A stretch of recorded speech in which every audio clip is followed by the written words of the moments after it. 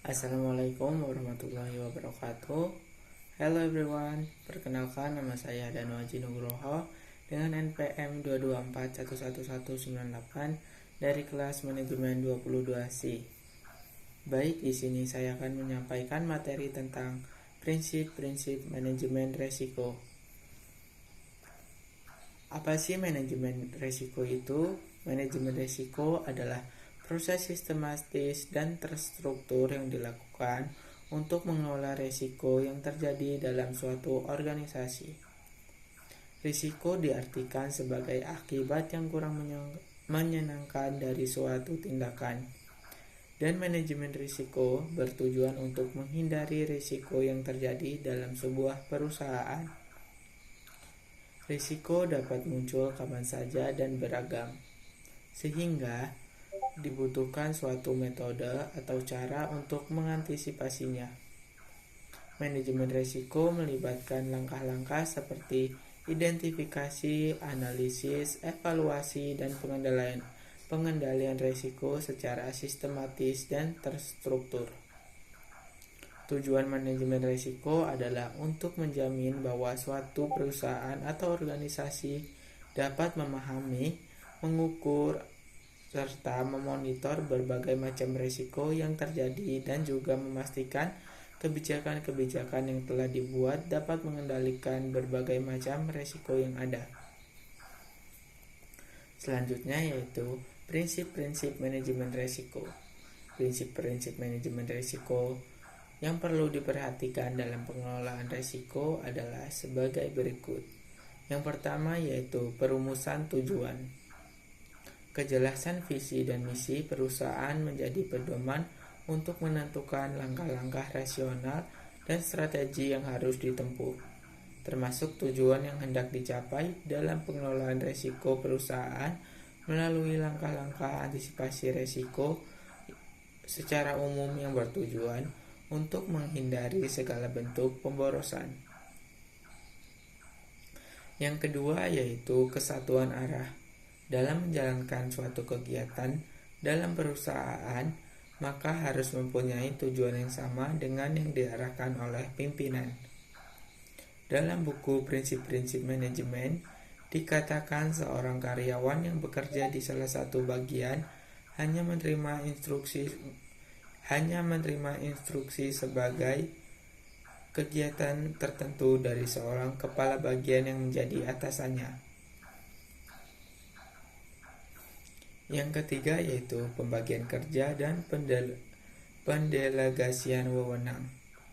Pembagian kerja dan pendelegasian wewenang dalam sebuah perusahaan perlu dilakukan setiap unit untuk mengetahui secara jelas wewenang dan tanggung jawab yang diembannya. Tujuan dari pendelegasian adalah untuk mencapai hasil akhir yang maksimal sesuai yang diinginkan dengan mendelegasian sebagai tugas pada bawahan. Yang keempat yaitu pendekatan sistematis. Manajemen risiko harus dilakukan secara sistematis dan terstruktur. Prosesnya harus melibatkan identifikasi, analisis, evaluasi, dan pengendalian risiko secara menyeluruh.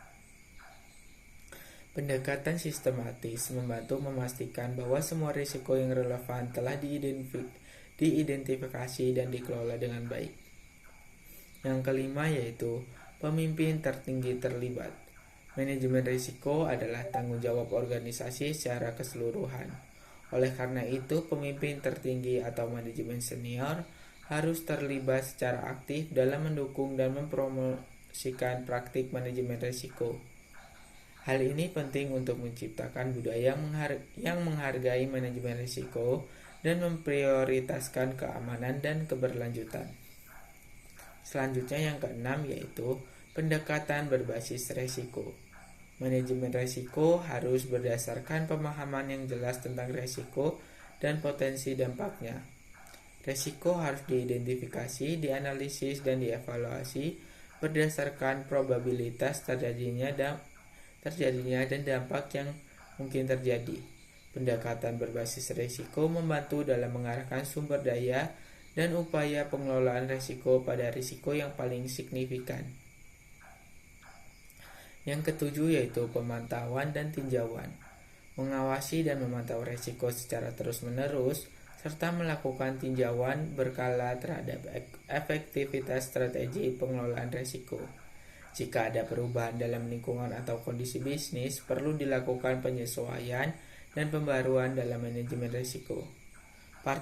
Yang ke-8 yaitu partisipasi dan konsultasi. Manajemen risiko yang efektif melibatkan partisipasi dan konsultasi para pemangku kepentingan yang relevan. Ini melibatkan berbagai tindakan organisasi, departemen, dan individu yang memiliki pengetahuan dan pengalaman terkait risiko yang ada. Partisipasi dan konsultasi membantu dalam mengumpulkan wawasan yang beragam dan mendapatkan perspektif yang komprehensif tentang risiko. Yang ke-9 yaitu pendekatan terpadu. Manajemen risiko harus diintegrasikan ke dalam proses dan keputusan organisasi secara menyeluruh. Pendekatan terpadu memastikan bahwa manajemen risiko tidak hanya menjadi bagian terpisah yang dilakukan secara terpisah, tetapi dianggap sebagai bagian yang integral dari pengambilan keputusan, perencanaan strategis, operasional, dan proses bisnis lainnya. Yang terakhir yaitu continue dan terus-menerus. Manajemen risiko tidak boleh dianggap sebagai tugas yang selesai begitu saja, tetapi sebagai proses yang continue dan terus-menerus. Hal ini memastikan bahwa manajemen risiko tetap relevan dan efektif dalam menghadapi perubahan dan tantangan yang terjadi dalam organisasi. Pentingnya manajemen risiko adalah bahwa proses ini membantu perusahaan dalam mengidentifikasi, mengukur, dan mengelola risiko yang terkait dengan operasional bisnis. Manajemen risiko memungkinkan perusahaan untuk mengantisipasi dan mengurangi kemungkinan kerugian yang dapat terjadi karena risiko, sehingga memastikan keberlangsungan dan keamanan bisnis. Dengan demikian, manajemen risiko sangat penting bagi perusahaan karena dapat membantu dalam menghemat pengeluaran yang tidak diinginkan, menciptakan rasa aman, menjamin kelangsungan usaha, dan meningkatkan efisiensi operasional. Yang terakhir yaitu kesimpulan. Kesimpulan manajemen risiko adalah suatu metode yang digunakan untuk mengidentifikasi, mengontrol, memonitor, serta meminimalisir semua aspek risiko melalui proses yang terencana dan sistematik untuk menurunkan atau mengendalikan kemungkinan kerugian akibat risiko yang ada dalam manajemen pasien. Manajemen risiko melibatkan kultural, proses, dan struktur yang ditujukan ke arah manajemen efektif dan pengendalian efek samping.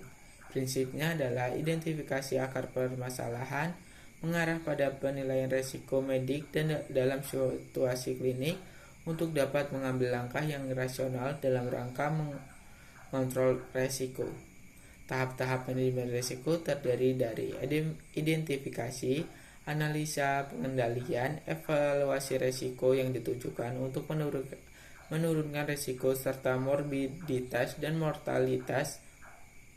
Pada dasarnya tahapan tersebut dalam setiap kasus medik, namun pada situasi gawat darurat diperlukan kecepatan dan kecermatan yang tinggi untuk memecahkan masalah klinik serta menentukan tindakan dan terapi yang tepat dalam situasi yang terbatas.